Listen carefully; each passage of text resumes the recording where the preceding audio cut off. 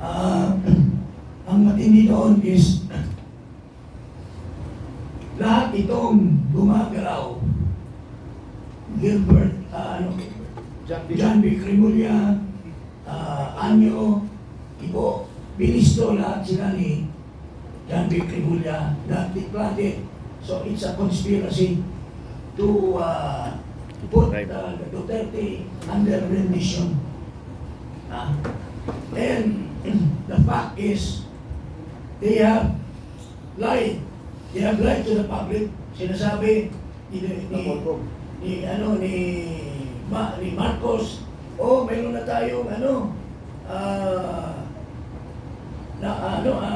Interpol. Pero wala naman pala, red notice, wala naman pala red notice. Kasi daw, the red notice, we are now obligated to the Interpol. Pero he disregarded what he has been saying, that the ICC has no jurisdiction. The ICC has no sovereignty over our country. The ICC has no jurisdiction. So he contradicted that, which he has been pronouncing for so long, by just a mere, oh, we cannot refuse the Interpol. We are, so, tapos hindi naman pala red notice, kundi diffusion lang. Wala nga eh. It's not even approved by the head of the Interpol yung ginawa nila. So all this, malalagot si Marcos Jr. dito sa lahat ng mga kabulastugan na ginagawa niya. Okay. Nagdagan ko lang. Walang jurisdiction yung ICC. You know why? Because March 17, 2018, March 17, 2018, nag-withdraw na tayo ng ating membership sa ICC. So yung residual 1 year nila is March 16, 2019. So up to that time, wala nang jurisdiction ang ICC sa atin. We have evidence to prove that the first time the ICC investigators came to the Philippines was in 2022. And we have evidence... 22, 23. 23 ata. 2023. 23. And we have evidence kung sino ang nagbigay ng suporta sa Misael. Anyway, it's in the complaint, you know. Supported by no less than the Speaker, former Speaker Martin Romualdez, Saldi ko. Diyan naman si Saldi. Pwede niyang aminin o hindi. Sa kanya yun. And Sunny Trillanes. My friend. Thank you, General Garcia. Attorney Manny, would you like to add? Under ground number 6 of our impeachment complaint of the people of the Philippines, I'd like to state the respondent Ferdinand R. Marcos Jr. culpably violated Section 2, Section 1, and Section 6, Article 3, the Bill of Rights, respectively, of the Constitution, in causing the arrest, detention, and rendition of former President Rodrigo Roa Duterte to the International Criminal Court in The Hague, Netherlands. These are fundamental rights guaranteed to every citizen of the Philippines, regardless of positions. And these were all violated. And if you violate the fundamental rights of Filipinos, you commit the crimes under the revised penal code. These are crimes against the fundamental rights under the revised penal code. The President is the chief implementer of the revised penal code, and yet he masterminded the extrajudicial rendition of former President Duterte.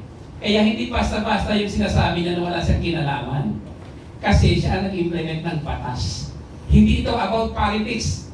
He disregarded the right of a Filipino and put in danger and bargain away our national sovereignty. Nasa aming complaint din yan. So thank you very much.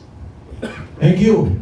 So, to summarize, you would like to say, to summarize all the points, yung gist na we mentioned na yung case na in articles that we will file, our renowned lawyer, Attorney Ferdy Topacio, and also to give the closing points on the articles of impeachment. Attorney Ferdy.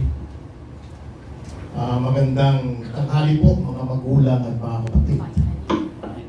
Hindi ko na po uulitin yung mga points. I think my fellow complainants have made everything so clear. Ang nais ko lamang po sabihin, very briefly, the common thread that runs through all of these accusations is the policy of the present administration of bend the law. Why am I saying this? Some of this may not be included in the complaint, but in law, sa batas po, previous acts constitute pattern that will prove the allegations being made. Ano yung policy nitong administrasyon na to na bend the law, na napapunta kaya merong appropriated allocations na sinabi na ng Korte Suprema in the 2013 case of Belica na unconstitutional. Ito po, tingnan nyo kung paano binibend the law. Kaya dapat pong matigil na to by removing the president. Nakasasabi lang po itong mga kasama ko, yung kay Presidente Duterte. Ito pa, kung napansin nyo, even before that, for the first time in legislative history, mayroong committee hearing sa House wherein the council was physically prevented from advising his client. Ako yun, dun sa Quadcom. Again, for the first time in our country's history, yung rules regarding the appointments and consideration of the JBC, inignore. Anong ginawa? Pagka may kaso, di ba, hindi pwedeng consider ng JBC. Anong ginawa? Just for the case of Remulla, Boying Remulla, tinanggal yung rule na automatically docketed just to say na walang kasong docketed against Ombudsman Remulla para ma-appoint siya. Break the law na yun, hindi na bend the law yun. Ano pa? Yung abuse ng administrasyon ng hearsay, nililinlang po ang taong bayan. Ang hearsay po, sabi sa akin ni Jing, babaero daw, si General Garcia. Yun ang hearsay. Baliktad. Pinotektahan ko na nga si Jing. Pumalag pa kayo, bira naman kayo. Pero pag nakita ko mismo na ng bababae si Jing, ayan, binalik na kay Jing. Hindi po hearsay yun. Kaya yung sinasabi ng hearsay si Sabi ko, hindi po. That is eyewitness testimony. Patibay po yun. Yung sinasabi nilang sineviste ay dapat i-authenticate yung Cabral files. Mali po yun. Mali yung ginagawa ni Ping Lacson. By the mere fact that a person was placed under oath in the PRC hearing at sinabi niyang nakuha niya yung kay Cabral, siya mismo. That is proper authentication under the law. Pero sasabihin nila hindi. By the mere fact that a member of the family ay sinabing out of her own personal knowledge na gumagamit ng droga ang Pangulo, hindi po hearsay yun. Wala pong hearsay doon. Si Gutesa, the mere fact na sinabi niya nag-deliver siya ng pera kay Martin Romualdez, hindi po hearsay yun. Eyewitness account po yun. Bendalo na naman. Yung bribery ng mga kapatid na Remulla, inano ka 1 bilyon, ba't inaresto mo yun? Attempted bribery yun. That is a crime. Ano ginawa nila? Pumunta sila sa media, sinabi nila, oy, may nag-attempt na mag-bribe sa amin, ayaw naman sabihin kung sino. Oh, they were sworn to uphold the laws and faithfully execute the same. Bakit hindi nila sinunod yung batas? Yung restitution na sinasabi nilang dapat mag-restitution. Ito, very tricky to. I hope you will give me 5 minutes, Congressman. Alam niyo kung bakit tumututulo po kami sa restitution? Kaya kwento ko po sa inyo. Yun pong restitution, unang-una, wala po yun sa witness protection law. Pangalawa, yung restitution po, very tricky yun kung igagawin mo yung kondisyon for inclusion in witness protection. Bakit? Ako, nagnakaw ko na 1 bilyon. Sabihin ko sa DOJ, boss, babalik ako ng 400 million. Iyo yung 200. Oh, May 400 million ba ako? Witness protection, state witness, wala na akong criminal liability. Absuelto na ako. Ngayon, sinasabi ni Fadulyon, pwede daw mag-agree ang DOJ sa restitution kung anong amount. Hindi po pwede. Why?